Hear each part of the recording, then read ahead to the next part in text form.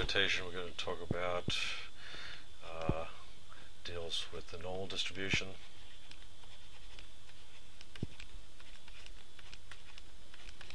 And in particular, the standard normal distribution.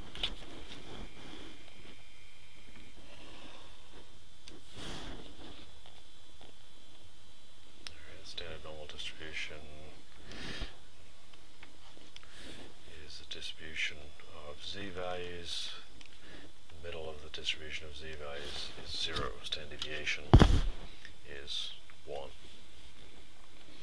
Alright, for notation purposes, we will talk about a value in an upper tail and let that value be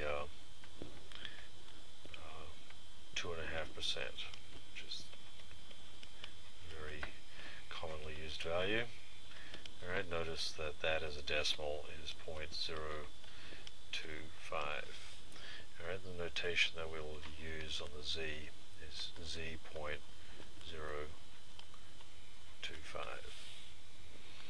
And quite often we will have a value on the negative end, alright, negative values below 0.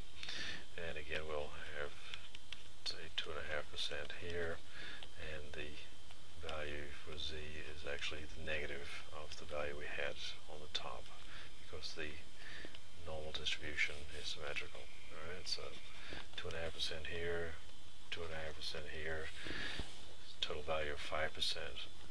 We call that alpha, alright, which is called the level of significance.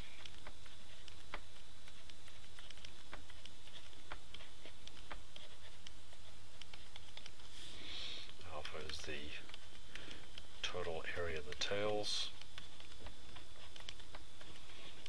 be that one tail or two tail. And as we have in this example,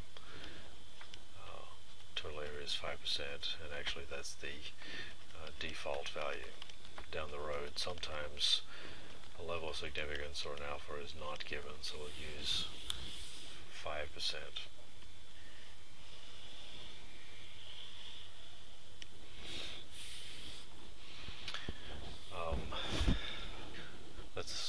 Let's now talk about the way of finding the z values from tables. Let's do it two ways. First, sort of the old way that you may have done it before. Let's draw a distribution here.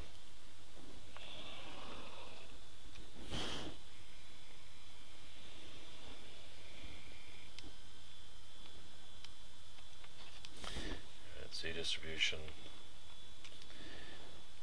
middle of 0. And let's say that we want to find the z value that has as above 2.5% or 0.025 in that upper tail. Okay.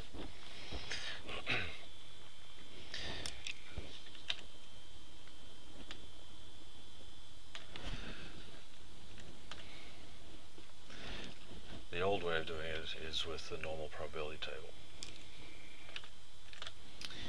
Alright, and with that, the normal probability table gives you the area from 0 to a certain value, so it'll give you this area in the middle here. Alright, so how much of the normal distribution is above 0? Well, the normal distribution is symmetrical. Alright, the total area under any probability distribution is 1, so half of it is above 0, half of it is below 0, so total probability of getting above 0 is half, or 50%.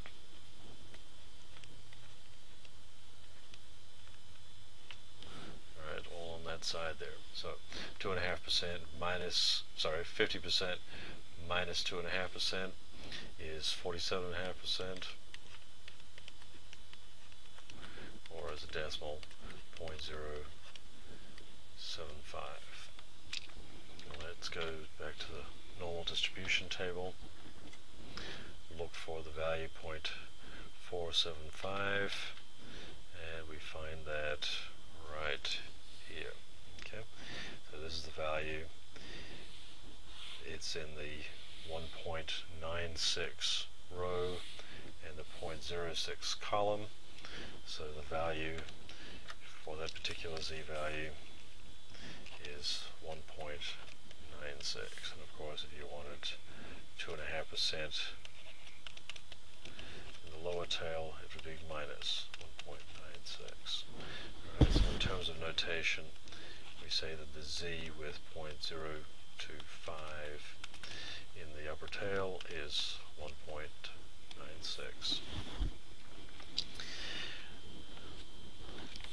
Alright, another way of finding that, because this is a cumbersome way of doing it, is with what is called the t-table, t-distribution. The t-distribution is actually a family of probability distributions, and the z happens to be part of that family.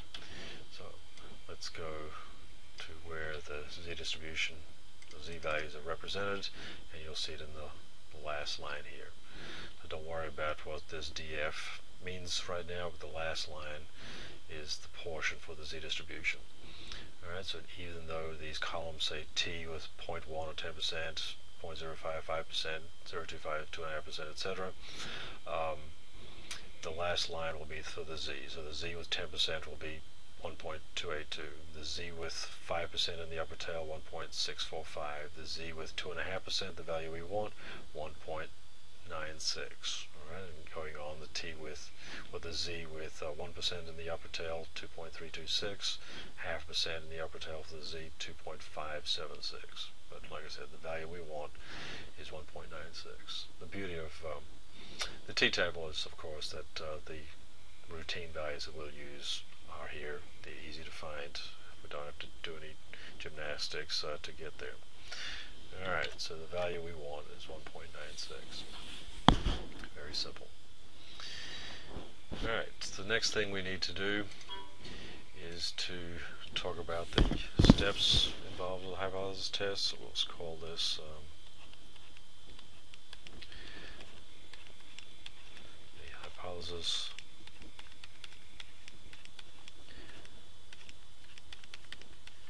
test steps. There are 4 steps. We'll do them in detail and in an example in a minute. Alright, first is to always state the hypotheses. That's plural.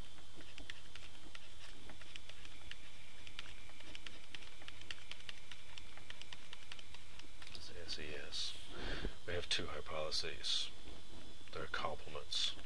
Together they encompass all possible situations. First is called H0, which is called the null hypothesis.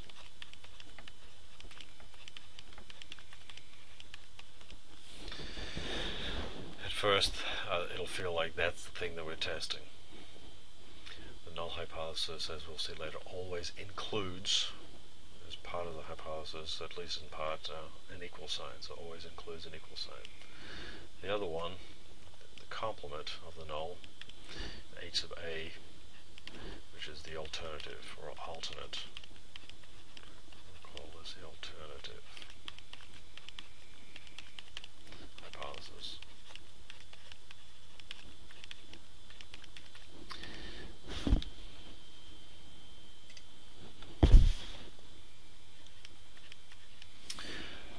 Okay, remember those are complements. Sometimes you might think of them as being opposites, but best as complements. Second part, the way we'll do it first at least, calculations.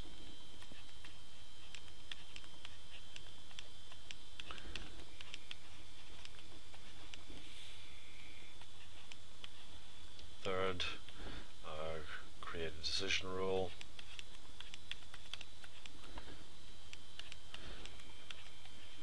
Based on those calculations.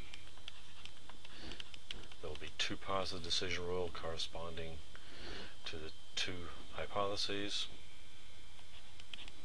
And once we have our decision rule calculations, we compare the sample information to the decision rule, and we make a decision. we're dealing with probabilities here. These decisions that we get are not facts, they're probabilistic.